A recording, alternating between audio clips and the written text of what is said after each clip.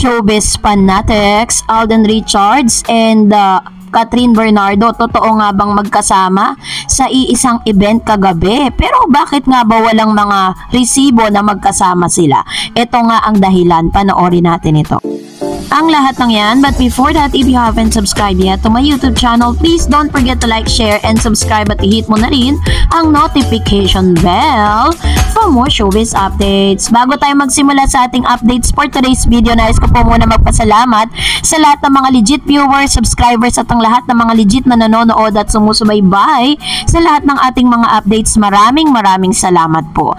Kahapon po ay kinatuwaan ng ilan sa mga IG posts ni Miss Catherine Bernardo sa kanyang Instagram account kung saan ipinost niya isang napakasarap na siya po mismo ang nagluto ng spaghetti. So dahil po dito naging usap-usapan po ito sa social media dahil plinlex ang nilutong pasta sa IG Catherine Bernardo.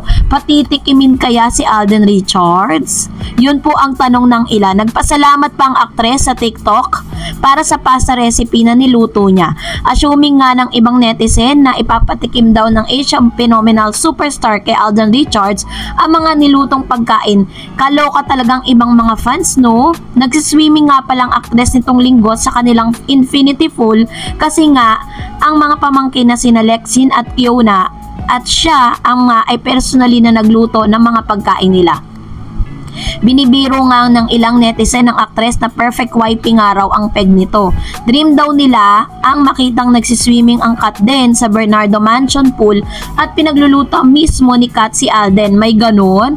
Kaloka talaga ang imagination ng mga fans. So yun po yung ilan sa mga komento ng ilan sa mga Kat din fans. So talaga namang sobrang kilig. Parang sa bawat post ata nitong si Catherine at ni Alden talagang inaabangan ng mga fans po ano. So anyways, eto na no, dahil kahapon spotted din po at nagkalat din po sa social media platform ang mga larawan at mga videos nitong si Mr. Alden Richards na tila baga sumakay po siya sa isang private na plane papunta sa isang lugar. Kumbaga meron po siyang trabaho doon kaya po talagang gumamit siya ng private plane papunta at pabalik. So ang komento po ng ilang mga netizen para daw minamadali or nagmamadali itong si Mr. Alden Richards na makabalik agad-agad sa Manila. And ina-assume po ng iba na parang meron siyang hinahabol na event na kailangan nandun siya. So, ayan po yung mga litrato, yung mga photos and videos. Nandiyan po si Alden Richards, kasama niya po si Mama Ten, na palagian niyang kasama sa lahat ng mga projects and events. Of course, hindi mawawala yan si Mama Ten. Lagi niya po talagang kasama yan. Dahil yan po ay kanyang personal or PA po niya yan sa lahat ng pagkakataon, sa lahat ng event, sa lahat ng, kumbaga parang pilay itong si Alden Richards pag wala ang isang Mama Ten. Kaya naman, expect na po natin yan na talagang lagi niyang kasama yan sa lahat ng pagkakataon.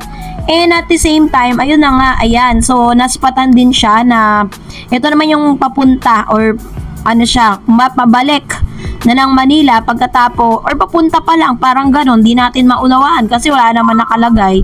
Pero ang alam ko kasi pagbalik ng Manila, sumakay siya ng private plane. So, paano kaya yung ano nun, parang dinala ba siya sa airport or parang, kasi pag naka-private plane ka, parang direkta na yan sa destination mo para hindi ka nga naman matraffic at makaabot ka sa event na pupuntahan mo.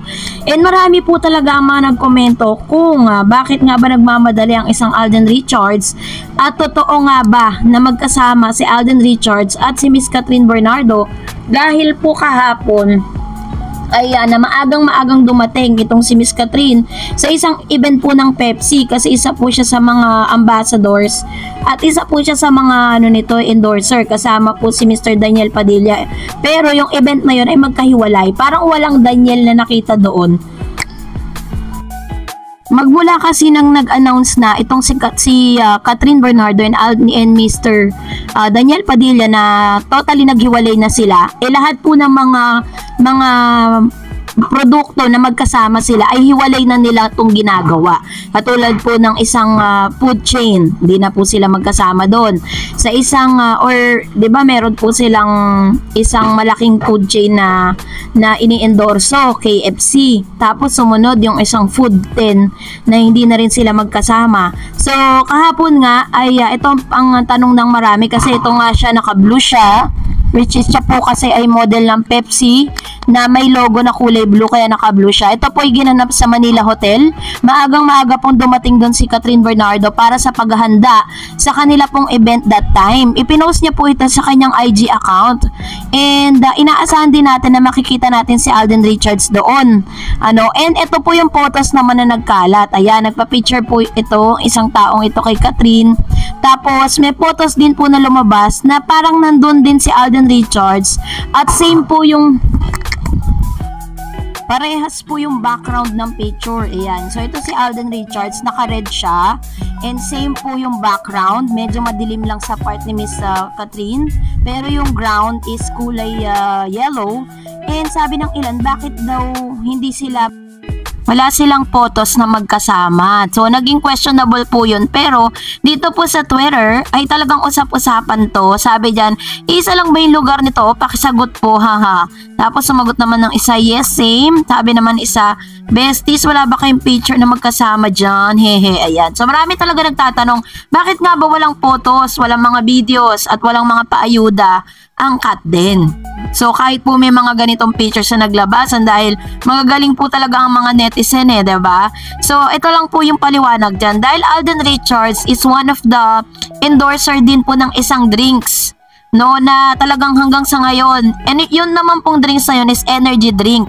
So, dahil po hindi siya pwedeng lumabas, hindi siya pwedeng banggitin dun sa event na yun, ginawa niya lang po yun para po suportahan ng isang Catherine Bernardo dun sa lugar na yun, dun po sa event na yun. Pero hindi po talaga siya allowed na magkaroon ng appearance doon sa mismong doon sa stage kasi nga meron siyang ini-endorso na ibang produkto. Pwede kasi siyang makasuhan doon dahil syempre magkakaroon ng confusion kapag nakita po siya doon. Kaya hindi talaga siya or pilit po nila na hindi sila maglabas ng any evidence na naroroon si Mr. Alden. Pero dahil magagaling po talaga ang mga netizen, magagaling ang mga Katden fans, nakahanap po tayo ng paraan para po talagang maipakita natin na talagang sinusuportahan ni Alden Richards at present siya sa mga special occasion ni Miss Catherine. Yun po yung lumabas, diba? So, masaya naman po tayong lahat kasi kahit di sila magkasama sa isang photos, pero still makikita naman natin at the background na talagang 100% naroroon nga ang isang Alden Richards. So, sana po napasaya kayo ng updates na ito at kayo na pong musga, mag-comment lang po kayo sa comment section. Ano po ang inyong saloobin patungkol dito? Comment down below. And that's it for today. For more videos and updates, please don't forget to like and subscribe. And please don't forget to follow my Facebook page, Dar Eds TV. God bless everyone. See you on my next vlog.